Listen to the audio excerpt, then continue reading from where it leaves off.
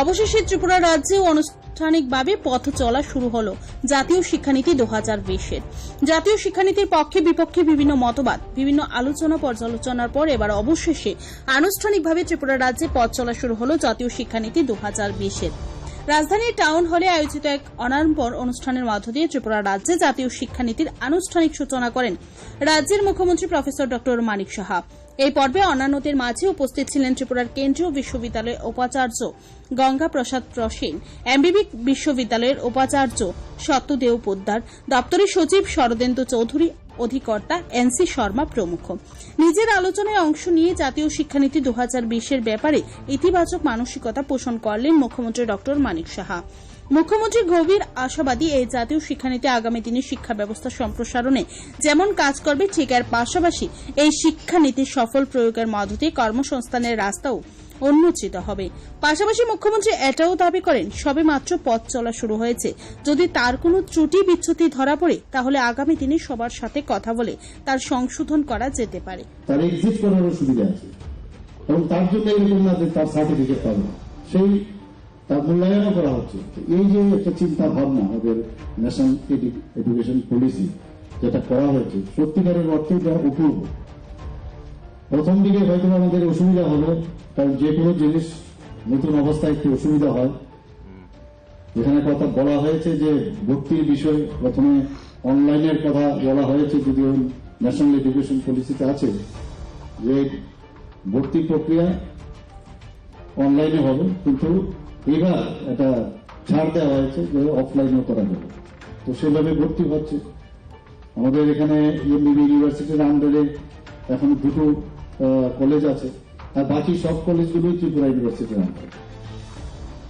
এবং আমি এখানে ভাইস চ্যান্সেলর মহোদয় দুজনেই এখানে উপস্থিত আছেন, আমাদের সেক্রেটারি মহোদয় এখানে আছেন।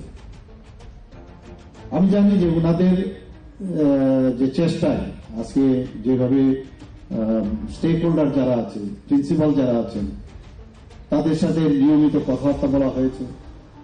দিল্লিতে ভিডিও কনফারেন্সের মাধ্যমে কথা বলা হয়েছে কিভাবে এটাকে ইমপ্লিমেন্ট করা যায়। যে বিষয়গুলো ঠিকভাবে বোঝা যাচ্ছিল না ন্যাশনাল এডুকেশন পলিসি করতে গিয়ে, সেগুলো অনেকটা ক্লারিফিকেশন ওনারা পেয়েছেন, যেটা আজকে সেকেন্ড সেশনে আপনাদের সাথে সেই বার্তালাপ হবে, আপনাদেরও সেটা অনেকটা সুবিধা হয়ে যাবে। তো সবকিছুই শুরু করতে গেলে একটা প্রথম দিকে একটু অসুবিধা হয়।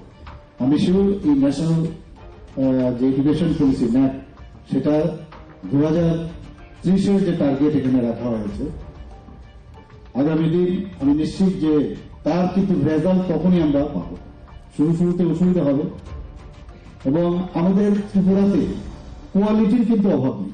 আমরা নিজেরাও দেখেছি, যখন বাইরে আমরা গেছি, প্রথমে একটু মনে হতো যে একটু নিজেদেরকে একটু ইনফিরিয়র ভাব একটা থাকতো, কিন্তু যখন কিছুদিন যাওয়ার পর যখন খাপ পেয়ে গেলাম, দেখা গেলাম যে আমরাও কোনো অংশে ওদের থেকে কম হয়। অর্থাৎ আমাদের মধ্যে এই যে সামগ্রিক এখন, তখন তো আমাদের ক্যালকাটা ইউনিভার্সিটিতে বা ত্রিপুরা ইউনিভার্সিটি পরে ইউনিভার্সিটি যে গাইড, সেটা আমাদের পড়াশোনা।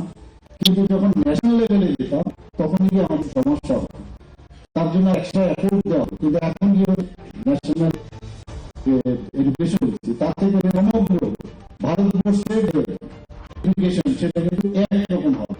তাতে যে যে জায়গায় আমাদের স্টুডেন্টরা, তারা কিন্তু ওখানে গিয়ে আর অসুখ হবে না।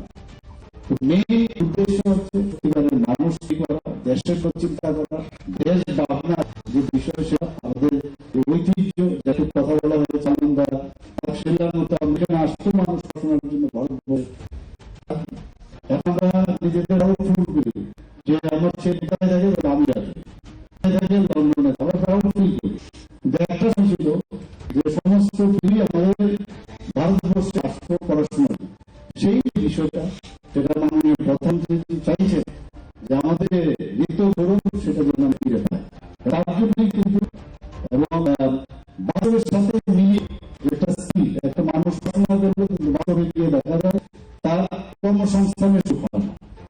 এর জন্য কর্মসংস্থানের সুযোগ করে দেয়, যাতে সমাজের যে তার রেভিনিউজ গুলো সেগুলো যাতে সে ব্যুরো রিপোর্ট ত্রিপুরা নিউজে।